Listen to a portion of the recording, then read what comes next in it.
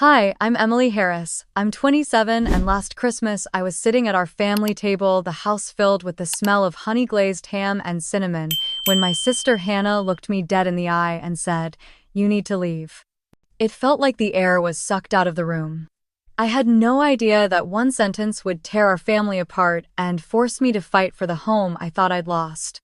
Before we dive in, let me know where you're watching from in the comments, and if you've ever felt betrayed by your own family, hit that like button and subscribe for more true stories. Now let me tell you how that Christmas dinner changed everything. A month ago, I was working at a small marketing agency in Austin, Texas, still trying to hold it together after my boyfriend of 4 years cheated on me with a coworker.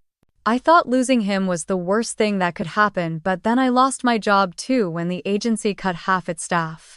Just like that, I was single, unemployed, and standing in my tiny apartment surrounded by boxes I couldn't afford to move.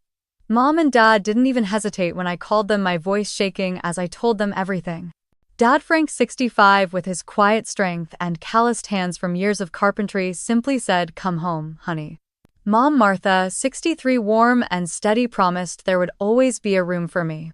So I packed what I could, left the keys on the counter, and moved back to the house I grew up in, hoping it would only be temporary. I tried to pull my weight. I paid what I could toward the electric bill, helped with groceries, and made sure the house was clean.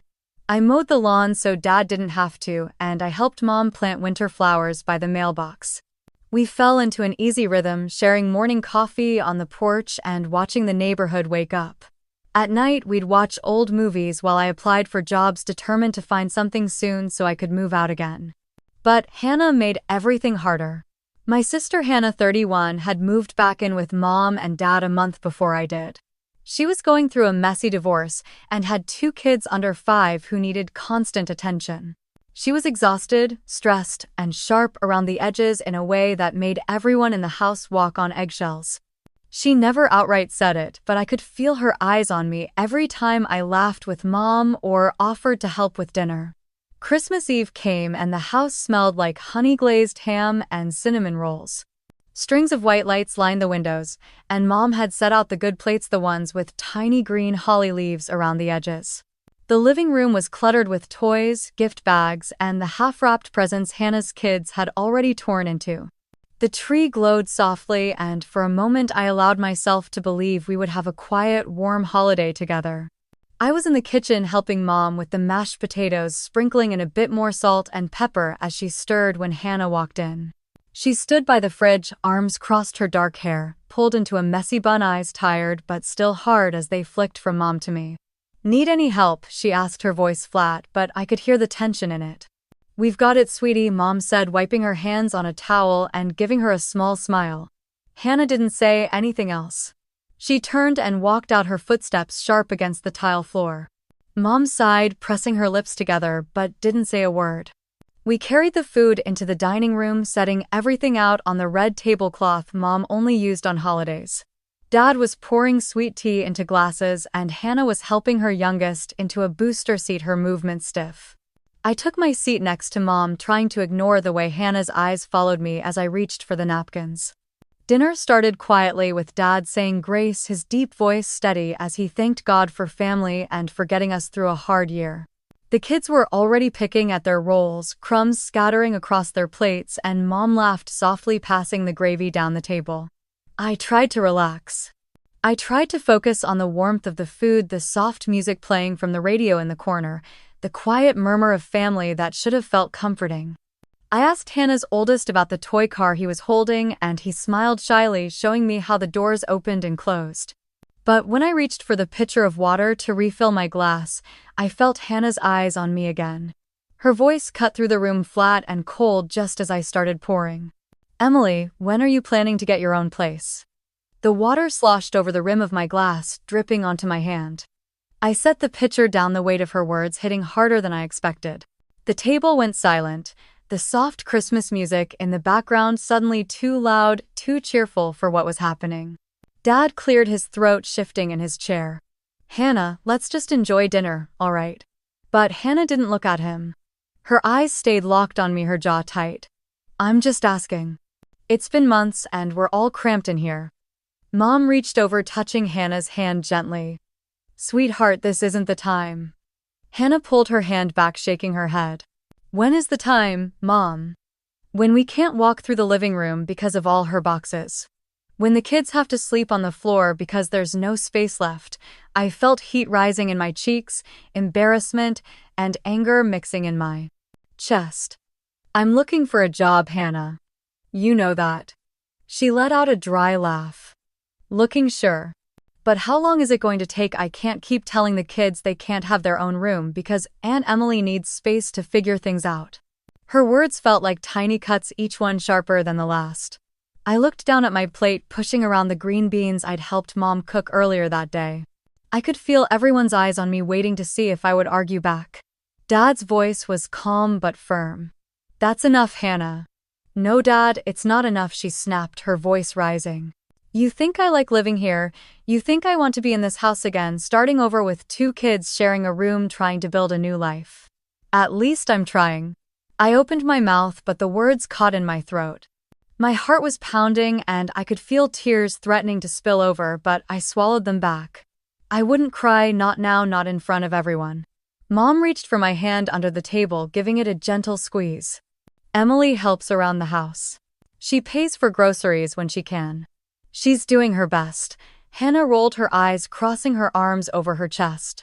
Her best isn't good enough anymore. Mom, we need that room. The kids need it. And Emily needs to grow up and take care of herself. Her youngest, a little girl with curly brown hair, looked up from her plate, her big eyes confused. Mommy, why are you mad at Aunt Emily? Hannah's face softened for a split second before she looked away, blinking quickly. Eat your dinner, baby. I took a deep breath, trying to steady my shaking hands. Hannah, I'm not trying to take anything away from you or the kids.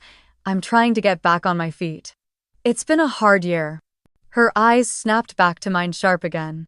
It's been a hard year for everyone, Emily.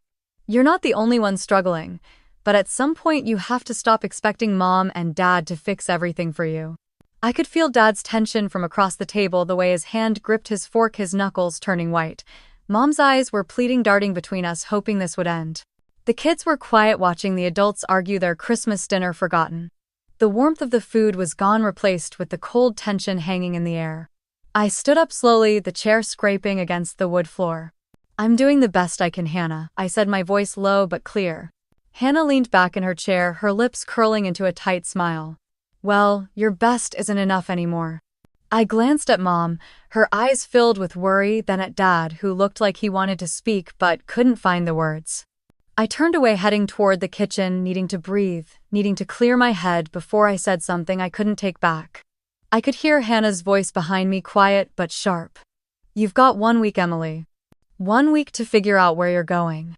I paused at the doorway, gripping the edge of the frame, my heart pounding so loud it drowned out the soft Christmas carols still playing in the corner. The lights on the tree blurred as tears filled my eyes, but I refused to let them fall. In that moment, I knew everything was about to change. Emily, you really should start looking for somewhere else to live. The words sliced through the soft crackle of the fireplace, and I turned around slowly, still holding the edge of the doorway. Hannah sat at the table, her back straight, her eyes sharp and unblinking. Her voice was calm, almost too calm, as if she had been practicing this moment. Mom looked up from her plate, her fork frozen halfway to her mouth. Dad's head turned sharply toward Hannah, his brow furrowing.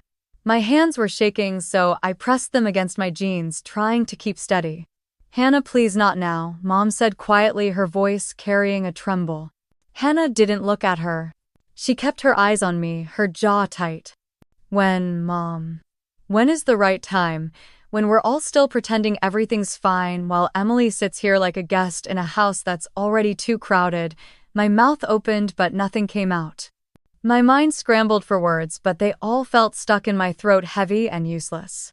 Hannah's 2 kids sat on either side of her, their small faces confused as they looked between us. One of them dropped a piece of bread on the floor, but no one moved to pick it up. Hannah, we're having dinner, Dad said, his voice low, warning. She sighed, rolling her eyes as she leaned back in her chair. I know, Dad, but let's not act like we can keep ignoring this. We're all adults here. I could hear the scrape of a chair behind me as Uncle Ray shifted uncomfortably. Aunt Karen cleared her throat, but the room stayed painfully silent. I'm sorry if this is awkward. Hannah continued, her voice carrying that false calmness that made my skin crawl, but I can't keep watching you sit here acting like you're not taking advantage of Mom and Dad. My breath caught heat rushing to my face. I could see the turkey and mashed potatoes on my plate, the cranberry sauce smeared across the white china, but I couldn't taste anything. I'm not taking advantage of anyone, I managed to say, but my voice was so small I wasn't sure anyone heard it. Hannah laughed, a sharp, humorless sound that made me flinch. Really, Emily, you've been here for months. You don't have a job, you don't have a plan, and you're taking up space that my kids need. Mom reached across the table, touching Hannah's hand again. Please, Hannah, this isn't fair. Emily is trying. Hannah pulled her hand away, shaking her head. Trying isn't enough, Mom. We're all trying. I'm working part-time, dealing with a divorce, raising 2 kids in 1 bedroom, and Emily is sitting here like she's on vacation. The words hit me hard, each one digging into old insecurities I had tried to bury. I felt like I was shrinking in front of everyone, my shoulders curling and my throat tight. Dad set his fork down, the sound of it hitting the plate louder than it should have been. Hannah, you need to stop. No, Dad, I'm done stopping. She shot back, her eyes glinting. Emily needs to hear this. She needs to understand that she can't just stay here forever acting like this is normal. I felt Mom's eyes on me, her face pale, her lips pressed into a thin line. I wanted to look at her to find some comfort there, but I couldn't lift my eyes from the table. Hannah's voice softened, but the words were still sharp. You need to get your life together, Emily. You need to move out. The room was so quiet I could hear the ticking of the clock in the hallway, the soft hum of the heater kicking on. I could feel everyone's eyes on me, waiting for me to say something to defend myself, but I couldn't find the words.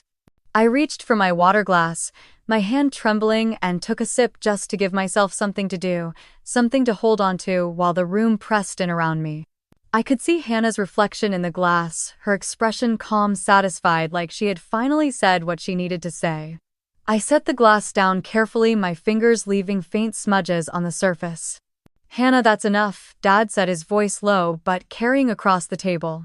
But Hannah didn't even blink. No, Dad, it's not enough. It's the truth. Her words felt like ice against my skin, each one slicing into the warmth I had tried to hold on to. The soft glow of the Christmas lights on the tree seemed to dim as I stared at the table, my breathing tight. I'm sorry if this is uncomfortable for everyone. Hannah continued, glancing around the table with fake concern, but it needs to be said. Uncle Ray shifted in his seat, clearing his throat. Aunt Karen sipped her wine, avoiding eye contact with me. A few cousins exchanged glances, their expressions unreadable, but I could hear the low hum of whispers. Mom tried to smile, her hands shaking as she reached for the bread basket. Let's just eat, okay? It's Christmas. Hannah's laugh was short, empty. Christmas doesn't pay the bills, Mom. We're all here pretending everything's fine while Emily sits here taking up space that my kids need. My head shot up, my eyes meeting hers, but she didn't flinch. Her gaze was steady, cold, the corners of her mouth twitching like she was holding back another smirk. I'm not taking up space, I managed to say, but my voice cracked halfway through. Hannah tilted her head, looking at me like I was a child. You are Emily. You don't have a job. You don't pay rent. You're here because it's easy. Mom's eyes glistened, her lips parting as if to speak, but Hannah cut her off. And don't tell me she's helping around the house, Mom. That doesn't pay the mortgage, and it doesn't buy groceries for 3 extra people. Dad's jaw tightened, but he stayed silent, staring down at his plate like he was trying to find the right words. I clenched my hands and my lap, nails digging into my palms. I wanted to scream, to stand up and tell her she didn't know what she was talking about, that I was trying, that I was applying for jobs every day, that I helped Mom clean, cook, and took care of the yard so Dad didn't have to. But the words felt stuck heavy in my throat, and I could see the way Hannah's eyes scanned the table, taking in the nods of a few family members, the way they shifted in their seats, uncomfortable but not willing to speak up. Hannah took a sip of her water, setting the glass down with a quiet click. I'm not saying this to be cruel, Emily. I'm saying it because it's reality. You're 27. You should be out there living your life, not hiding here while everyone else cleans up your mess. My vision blurred as tears welled up, but I blinked them back, refusing to let her see me cry. Mom's voice was barely a whisper. "Hannah, please stop." Hannah's eyes softened as she looked at Mom. "I love you, Mom, but you and Dad are enabling her. She needs to grow up." The silence that followed was thick, pressing against my ears. I could hear the kids in the living room laughing as they played with their new toys, the sound of wrapping paper crinkling as they tore it apart, unaware of the storm brewing just a few feet away. I picked up my fork, my hands shaking as I tried to take another bite of the now cold turkey, chewing slowly, forcing myself to swallow even as my stomach twisted. Hannah leaned back in her chair, crossing her arms, her eyes never leaving mine. "You have 1 week, Emily," she said, her voice calm, final. 1 week to figure out where you're going, because you can't stay here anymore. The fork slipped from my fingers, clattering onto the plate, the sound ringing out in the quiet room. I gripped the edge of the table, my knuckles white, my heart pounding so hard it drowned out everything else. All I could see was Hannah's face, her cold eyes locked on mine, waiting for me to break. I used to believe Hannah would always protect me, but I was wrong. She didn't look away as I picked up the fork with shaking hands, setting it back onto the plate. The silence around the table was heavy, pressing against my chest, making it hard to breathe. I pushed my chair back, the legs scraping against the wood floor, and walked into the kitchen without saying a word. Behind me, I could hear Hannah's voice, low and calm, as she started talking to Dad about the bills, about the space, about doing what's best for the family. Each word dug deeper, pulling at memories I didn't want to remember. When we were kids, I thought Hannah was my hero. She would walk me home from school, telling off the boys who tried to push me around. She shared her Halloween candy with me when mine ran out, braided my hair before picture day, and promised she would always look out for me. I leaned against the kitchen counter, pressing my palms flat against the cool surface, trying to stop the shaking in my arms. The sound of Hannah's voice in the dining room was muffled, but I could still hear the sharpness in her words, the way she was taking control, claiming the space that used to feel like home. Later that night, I heard her on the phone. I was walking down the hallway, heading toward the laundry room to grab the sweater I'd left in the dryer, when I heard her voice drifting from the living room. "I'm telling you, Julie, she's not even trying," Hannah said, her voice low but clear. "She's just sitting here using Mom and Dad's kindness, eating their food, running up their bills." I froze, pressing myself against the wall, the laundry room forgotten. "No, she doesn't have a job," Hannah continued, letting out a sharp laugh. "She says she's looking, but I don't see any progress. Meanwhile, the kids are stuck in that tiny room, and she's got the biggest bedroom in the house." There was a pause, and I could hear her sigh. I know, but Mom won't say anything to her, and Dad just keeps making excuses. Someone has to do something." I closed my eyes, swallowing hard as her words sank in. I felt like I was standing in the middle of a storm, cold and alone, while the person I used to trust most was tearing me apart to someone else. I turned and walked back to my room, the house feeling smaller with every step. I closed the door quietly, sinking onto the bed as my mind spun. I thought about the job interviews that hadn't gone anywhere, the rejection emails piling up in my inbox, the way I tried to help around the house, hoping it was enough. Earlier that week, Hannah had started moving more boxes into the living room, stacking them along the walls, claiming she needed the space for the kids' toys and clothes. I could see the way she looked at my room, her eyes scanning the door like she was already planning what to do when it was empty. I pulled my knees to my chest, resting my forehead against them, trying to block out the voices in my head, telling me I was a burden, that maybe Hannah was right. Maybe I was just taking up space I didn't deserve. The room was quiet except for the hum of the heater kicking on, the glow of the small lamp in the corner casting soft shadows across the floor. I could still smell the leftovers from dinner, the honey-glazed ham, the mashed potatoes now cold in the kitchen. My phone buzzed on the nightstand with a notification from a job site, but I couldn't bring myself to reach for it. I felt tired, like every part of me was heavy, weighed down by the disappointment in Hannah's voice, the quiet judgment in the eyes of the family at the table. I thought about leaving, about packing up my few boxes and driving away in the middle of the night, disappearing so Hannah could have the space she wanted, so Mom and Dad wouldn't have to choose between us. I wondered if that would make it easier for everyone. But deep down I knew leaving wasn't the answer, not yet. I sat there on the edge of my bed, the moonlight slipping through the blinds, striping the floor in pale lines. My room was quiet, too quiet, with only the faint hum of the heater and the soft ticking of the clock on my dresser. I could hear Hannah's footsteps in the hallway moving toward the living room, the sound of a box being dropped, tape ripping, her low voice telling the kids to keep quiet because Aunt Emily is probably asleep. She was already moving in, already claiming space, while I was still here, still breathing in the scent of lavender from the candle Mom had placed on my nightstand to help me sleep. I pressed my palms against my eyes, trying to stop the tears, but they came anyway, hot and sharp, sliding down my cheeks as I tried not to sob. I thought about how Hannah used to braid my hair before school, how she used to tell me stories to help me fall asleep when I was scared of the dark. She used to tell me she'd always protect me no matter what. Now she was the one pushing me out, turning the place I thought was safe into a battlefield I hadn't asked to fight in. The next morning, I woke up early, the cold air biting at my skin as I slipped on a sweater and moved to the kitchen. I made coffee for Mom and Dad, pouring it into their mugs the way I always did, adding a splash of cream for Mom, leaving Dad's black. Hannah walked in, her hair pulled back, eyes sharp, even in the early light. She barely looked at me as she started making breakfast for the kids, her movements fast and loud, pots clanging, cabinet doors slamming. "Morning," I said softly, trying to keep my voice steady. She didn't look up. "Morning." I wanted to tell her that I was trying, that I was applying for jobs every day, that I didn't want to be here any more than she wanted me here. But the words felt heavy, useless, so I took a step back, letting her move around the kitchen like she owned it. I spent the day sending out resumes, scrolling through job listings, applying for positions. I wasn't even sure I wanted, just to prove to myself that I was trying, that I wasn't what Hannah said I was. Rejection emails rolled in one after another, each one a small stab that reminded me how stuck I really was. In the afternoon, I heard Hannah on the phone again. I stood outside the kitchen door, hidden, listening. "I don't know, Julie," she said, her voice low, tired but firm. "She's just here, and Mom and Dad keep letting it happen. It's like she's waiting for someone to rescue her, but I'm done watching it." She paused, letting out a small, humorless laugh. "Yeah, she's sending out resumes, but that's not the point. She needs to leave, Julie. She needs to figure out how to live on her own."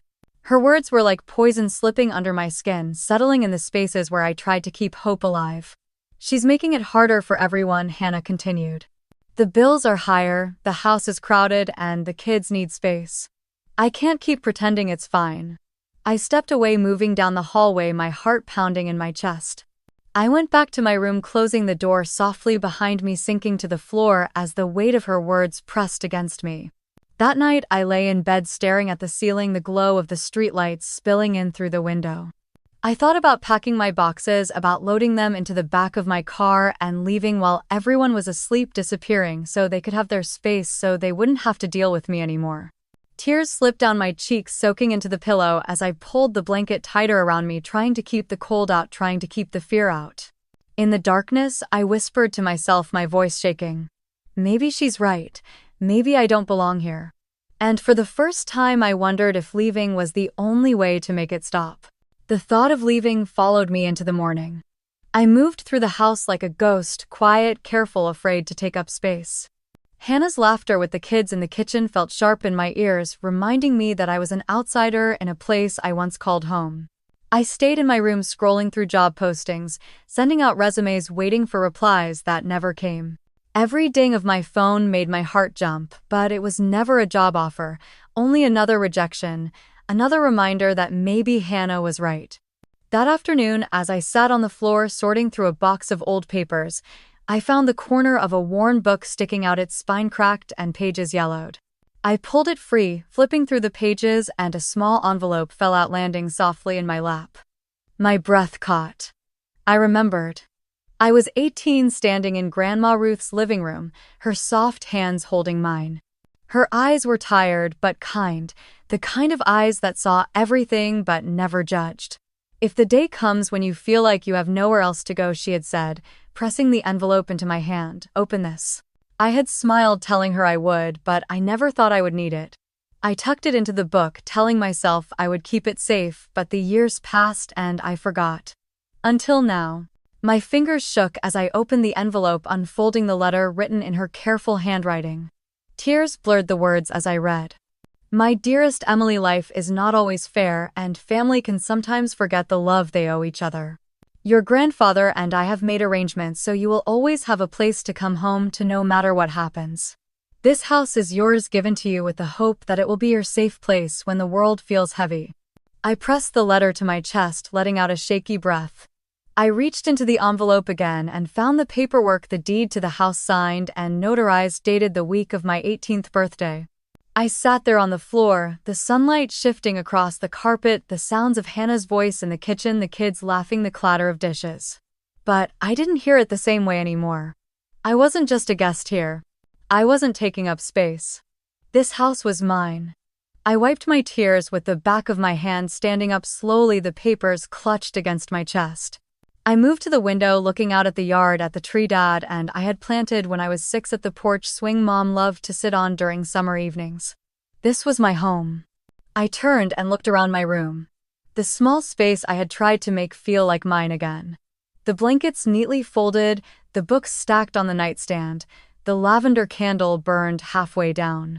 I took a deep breath, feeling the weight in my chest shift, turning from fear into something steady, something that felt like resolve. For the first time in weeks, I felt like I could stand up straight. I pulled on a sweater, folding the letter and the deed, carefully sliding them into the inside pocket close to my heart. I glanced at myself in the mirror, my hair pulled back, eyes red but clear. I opened my door, stepping into the hallway, each step feeling heavier and lighter at the same time, the papers pressing against my chest like a promise. I walked past the family photos on the wall, past the decorations Hannah had put up for the kids, past the laughter coming from the kitchen, and I kept walking until I reached the living room. And I stopped, standing there ready. Hannah was sitting on the couch, her phone in one hand, a mug in the other. The kids were playing with blocks on the floor, their laughter filling the room, but Hannah's eyes lifted to me the second she saw me standing there. She raised an eyebrow, a small smirk pulling at the corner of her mouth. "What is it now, Emily?" My heart was pounding so loud I could barely hear her, but I kept my feet planted, tightening my grip on the papers in my pocket. Dad looked up from the recliner, his eyes tired, searching my face. "Emily, you okay, honey?" I swallowed hard, pulling the letter from my pocket, the folded edges soft from where I had held it all morning. I held it in both hands, looking down at it, then back up at Hannah. "Do you remember what Grandma Ruth told me when I turned 18? I asked, my voice shaking but clear. Hannah scoffed, rolling her eyes. "Emily, this isn't the time for stories. We need to talk about your plans." I took a breath, steadying my voice. "She gave me a letter that day. She said, if you ever feel like you don't have a place here, open this."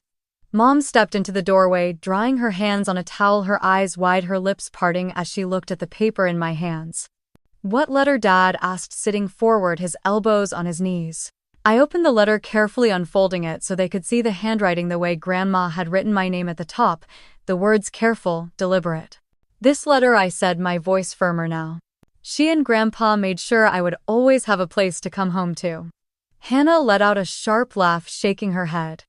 "Emily, what are you even talking about?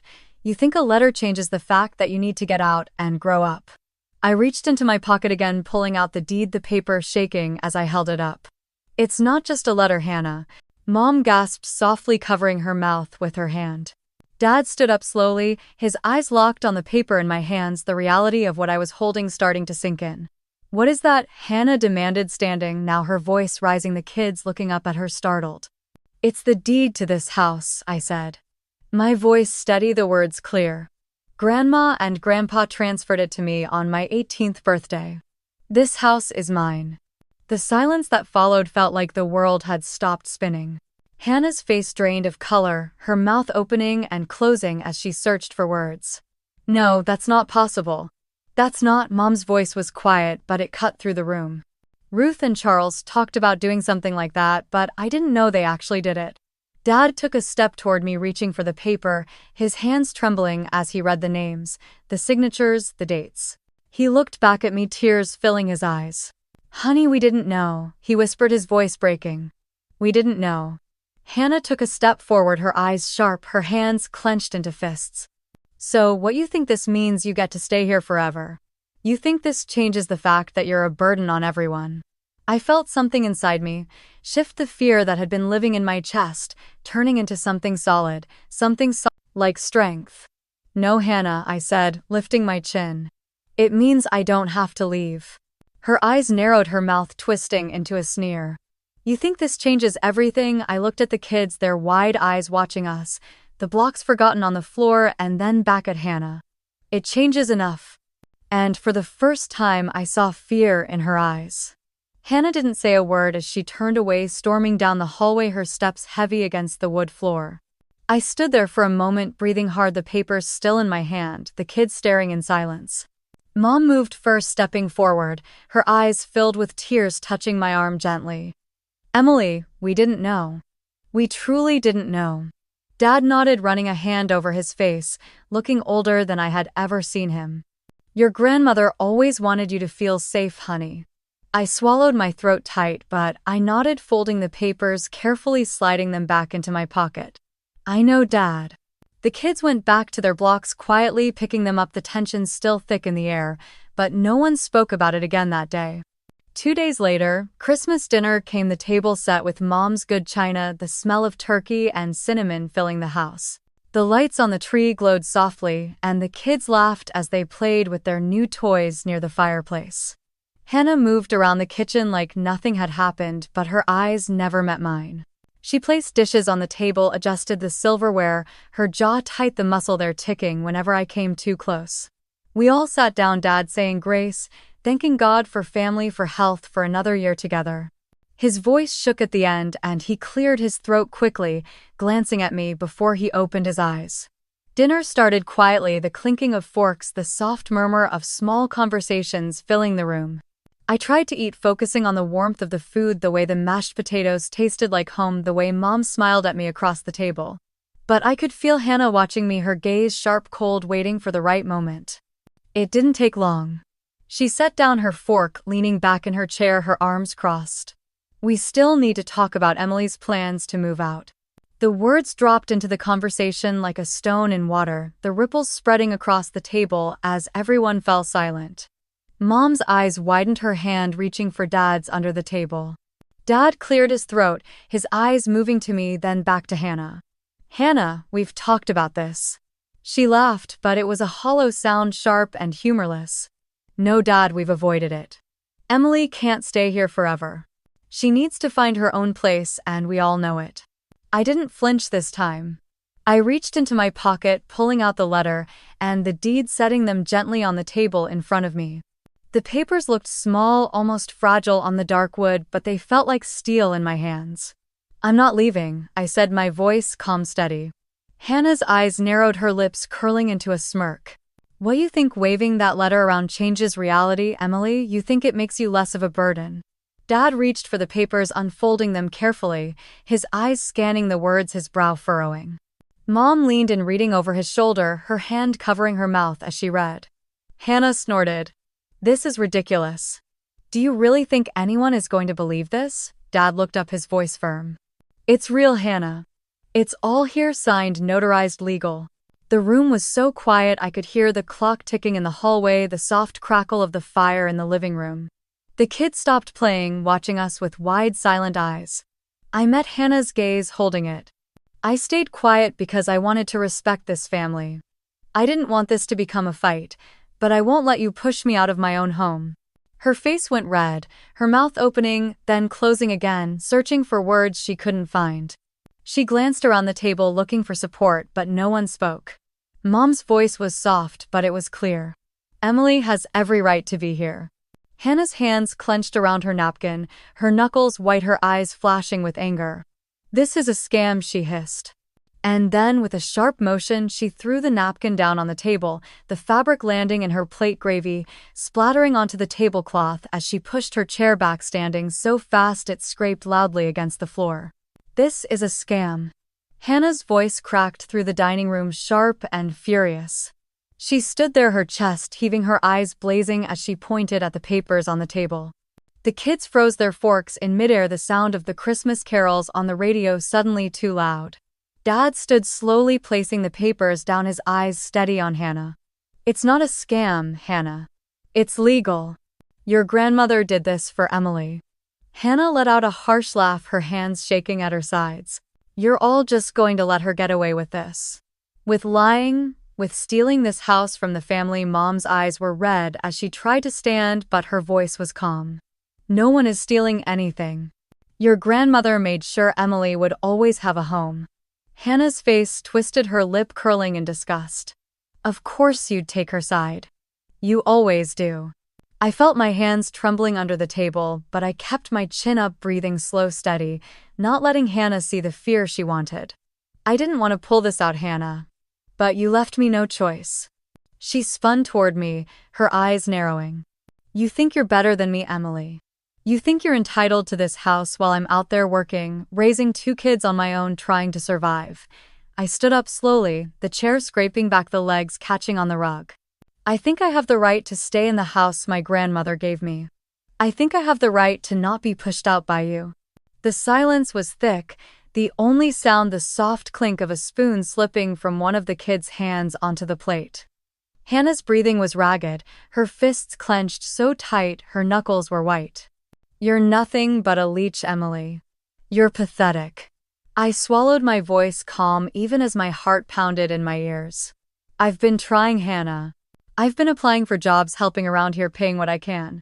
But this house is mine, and I'm not leaving. Dad's hand rested on the table, steadying himself, his voice deep and tired. Enough, both of you. But Hannah shook her head violently, taking a step back. No, Dad, it's not enough.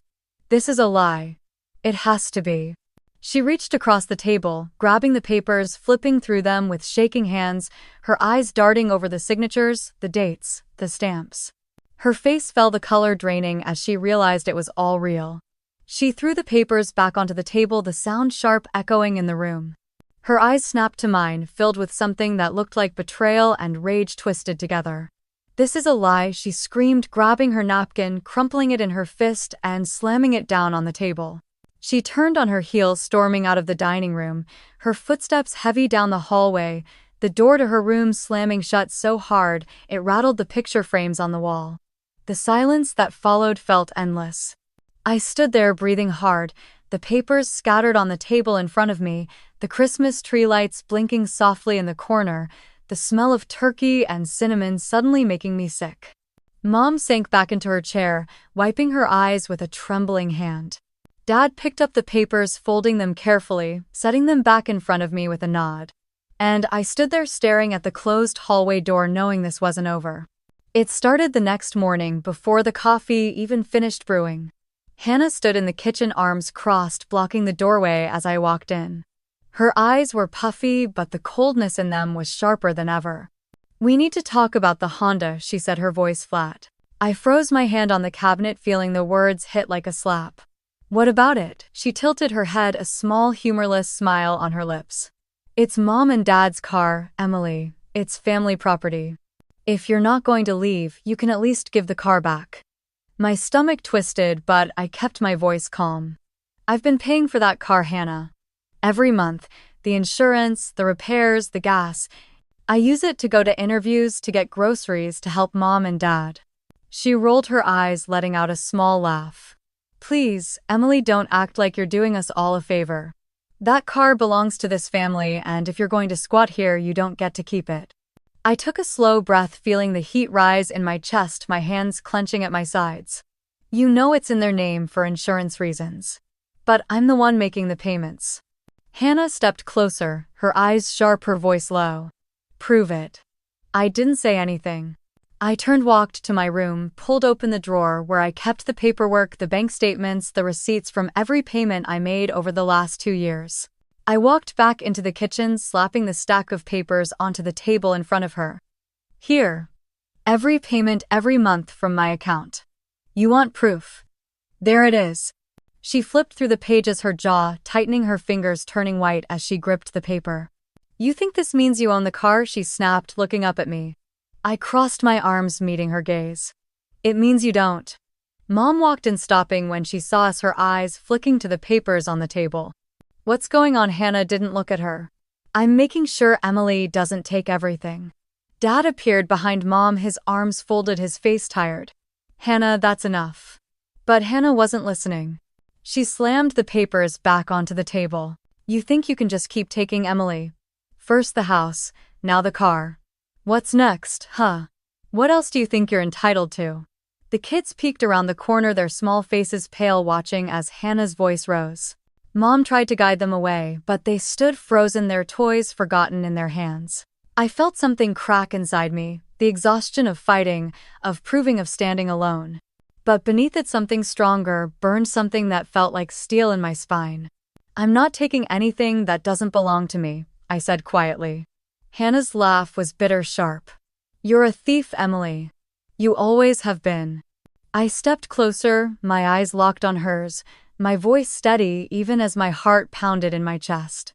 You want to fight over this car, Hannah? You want to take this to court, call your lawyer, drag Mom and Dad into your drama? She blinked, caught off guard by the calm in my voice, the way I didn't flinch. I leaned in closer, lowering my voice so only she could hear. You want war, fine. I straightened up, holding her gaze, feeling the fear leave my body, replaced by something cold and clear. Let's go. Hannah's eyes flickered, a flash of uncertainty breaking through her glare. But it was gone just as quickly. She lifted her chin, crossing her arms. You think you're tough now, Emily. We'll see how tough you are when a lawyer explains the law to you. Dad stepped forward, his voice calm but firm. Hannah, enough. This has gone too far. She didn't even look at him. Dad, you're going to let her steal everything you worked for. First the house, now the car. You're going to let her walk all over this family. Mom's voice was soft, trembling. It's not stealing, Hannah. The car was in our name to help her, but she paid for it. Hannah scoffed, her laugh sharp. Of course you're defending her. You always defend her. I took a slow breath, feeling the heat rise in my chest, but I didn't let it out. I reached for the folder I had brought from my room, flipping it open on the table, spreading out the payment receipts, the bank statements, the insurance papers. Every payment, every month from my account, I said, my voice steady. I've kept every receipt, every statement in case something like this happened. Hannah's eyes darted to the papers, her jaw tightening. You think that matters? It matters to the law, I replied calmly. She reached for one of the papers, her hand shaking as she read it, the color draining from her face. The kids stood in the hallway watching, clutching their toys, their eyes wide and silent. Dad sighed, pinching the bridge of his nose. Hannah, it's over. But Hannah shook her head violently, slamming the paper back onto the table. No, it's not over. I'll call a lawyer. We'll see what they say about this. About you squatting here and taking the car. Mom let out a soft sob, covering her mouth with her hand. The room felt small, the tension pressing in on all of us, the Christmas lights blinking behind Hannah like a cruel joke. I leaned forward, my hands flat on the table, locking eyes with her. You want to bring lawyers into this, Hannah? Go ahead. But don't think for a second I'm going to back down. Her mouth opened, but no words came out, her eyes darting to Mom, then to Dad, searching for backup she didn't have. This ends now, I continued, my voice calm but unyielding. You don't get to bully me out of my own house, and you don't get to take the car I paid for. I won't let you. She swallowed hard, her face red, her breathing heavy. You think you're so brave now, don't you? No, I said, standing up straight. I'm done being afraid of you. Her eyes widened just for a second before narrowing again, the rage returning, her hands clenching at her sides. She grabbed her purse off the counter, her movements sharp, her breath coming in quick, angry bursts. This isn't over, Emily. I didn't move, didn't flinch, just watched her as she stormed out of the kitchen, her footsteps pounding down the hallway, the door slamming so hard the pictures on the wall rattled. I looked down at the papers on the table, my hands still shaking, but inside something felt steady, unbreakable. Mom sank into a chair, her head in her hands, while Dad stood beside her, silent, his eyes on the hallway where Hannah had disappeared. And I stood there, breathing slow, knowing that the real fight was just beginning. That night, I couldn't sleep. I lay on my bed staring at the ceiling, the glow of the streetlight cutting across the room, hearing the soft tick of the clock and the distant hum of the heater. I knew Hannah would come back, and this time I had to be ready. The next morning, I called Jenna, a friend from college who had gone to law school. My voice shook as I explained everything from the letter Grandma Ruth gave me to the payments I had made on the car. Send me copies of everything, Jenna said calmly. I'll look it over and let you know where you stand. I spent the rest of the day scanning documents, highlighting signatures, digging through folders and old receipts until my fingers were covered in ink and dust. Each click of the scanner felt like a small piece of control coming back to me. By the afternoon, Jenna called me back. Her voice was firm, reassuring. Emily, you're in the clear. The house deed is valid and the car payments are well documented. She doesn't have a case. Relief flooded through me so sharp it brought tears to my eyes, but I blinked them away, letting out a shaky breath. Thank you, I whispered. Don't let her bully you, Jenna said. You're protected, Emily. I hung up, pulled up my email, and typed out a message. My fingers shook at first, but as I typed, they steadied. I attached the scanned deed, the payment records, the highlighted sections Jenna had told me to include. I addressed it to Hannah, CC'd Mom, Dad, and a few of the relatives Hannah had dragged into her drama. Subject: clarification on property and vehicle ownership. Body: Hannah. This is to confirm that I am the legal owner of the house per the deed transferred by Grandma Ruth, and I have made all payments on the vehicle you are claiming as family property. I am not leaving my home and I am not relinquishing the car. This is final. Emily, I read it twice, my heart pounding before hitting send. The whoosh of the email leaving felt like a breath of air in a suffocating room. I left my room, walking down the hallway, hearing Hannah's voice on the phone in the living room, low and harsh. She looked up as I entered, her eyes narrowing as she ended the call. So you're sending emails now, she sneered.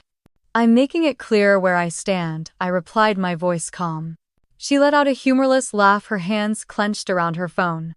You think this makes you look strong? It makes you look pathetic, Emily.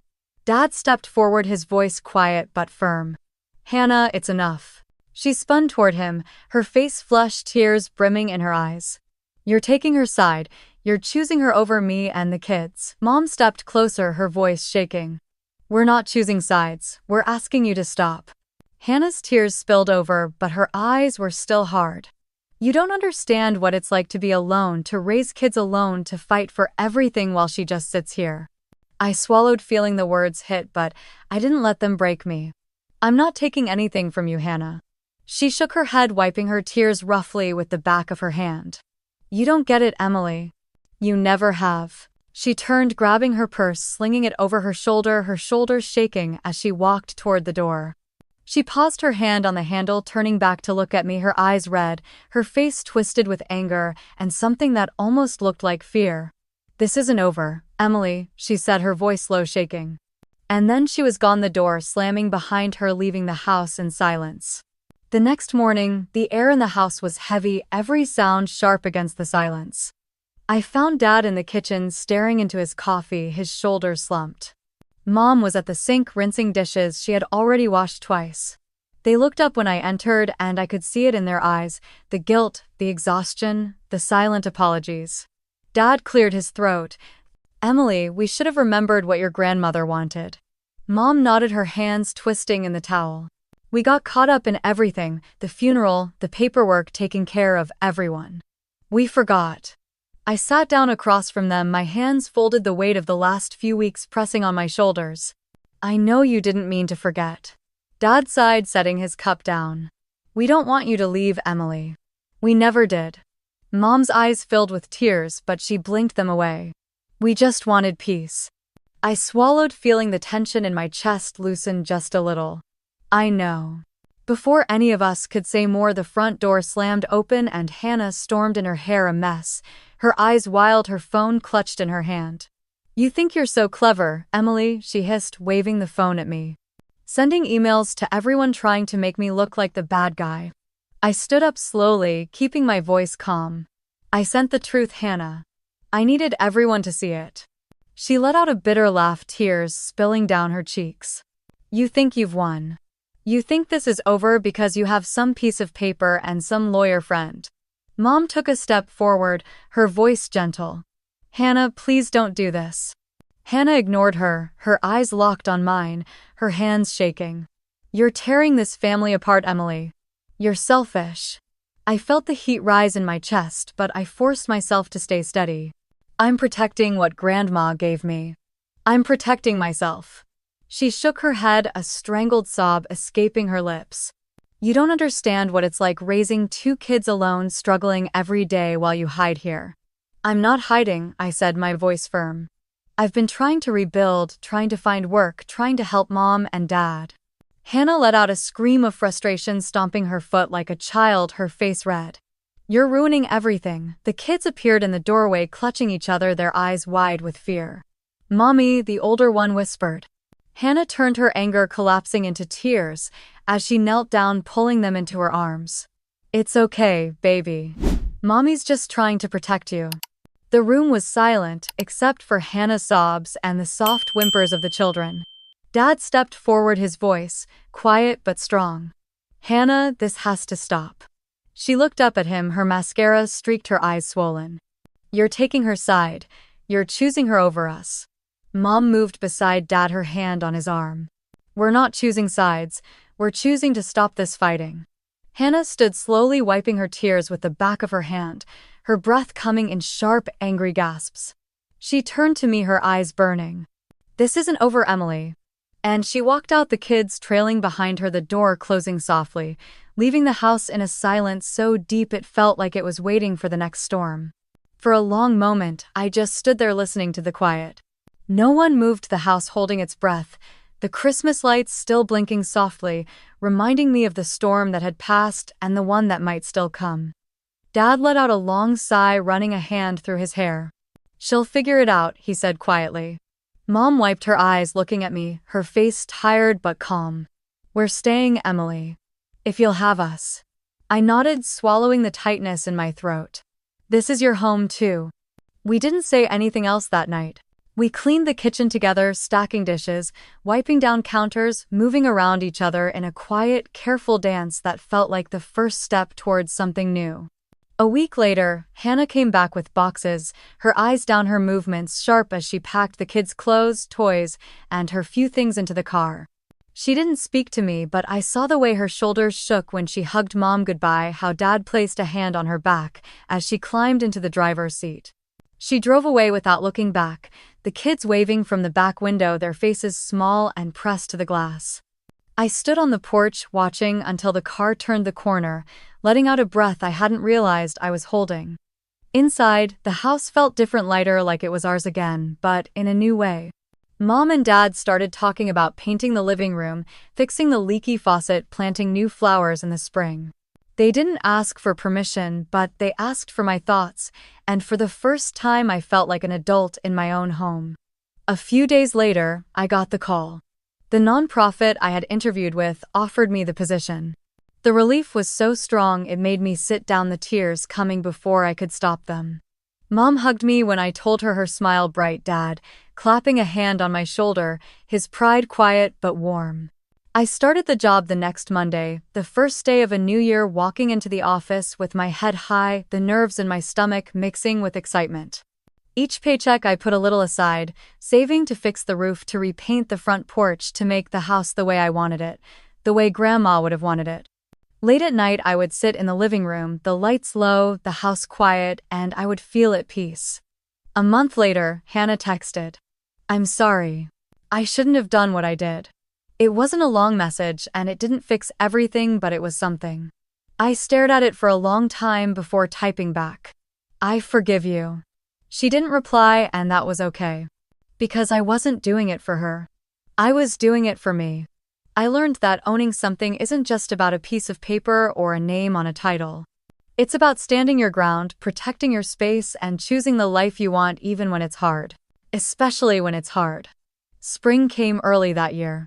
I opened the windows, letting the fresh air wash away the heaviness that had settled in the corners of the house, letting the curtains dance in the soft breeze as the sun warmed the wooden floors.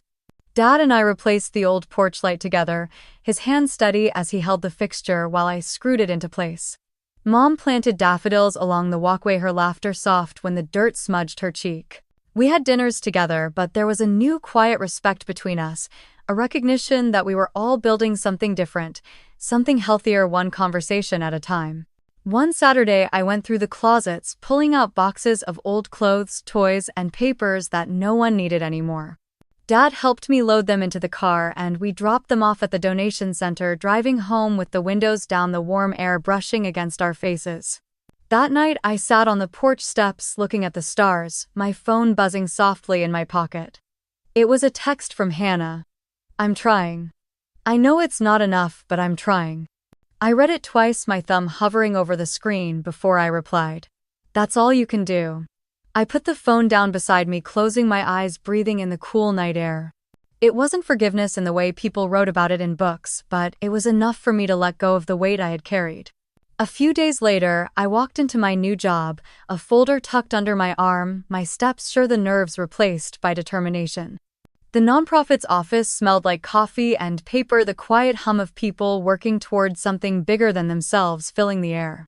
I learned names, routines, tasks that challenged me, reminded me that I was capable, that I had something to offer. Each paycheck, I put a portion aside, saving for the roof repair, for the porch paint, for the small upgrades that would turn this house into the home I wanted. One evening, I found Mom standing in the hallway, her hand resting on one of Grandma Ruth's photos. She turned to me, tears in her eyes, but a small smile on her lips. "She would be so proud of you," she whispered. I hugged her, feeling the warmth of her arms around me, the weight of everything we had been through softening into something bearable. Later that week, I walked into the living room, the light of the setting sun, turning the walls golden, the shadows long and soft. I stood there, letting it sink in, letting the silence of the house wrap around me, steady and calm. This house wasn't just walls and a roof. It was safety, choice, and the quiet courage of rebuilding. It was the place where I learned that I could stand my ground, protect what was mine, and still open my heart to forgiveness, to family, to starting again. Have you ever been in a situation like this? Share in the comments.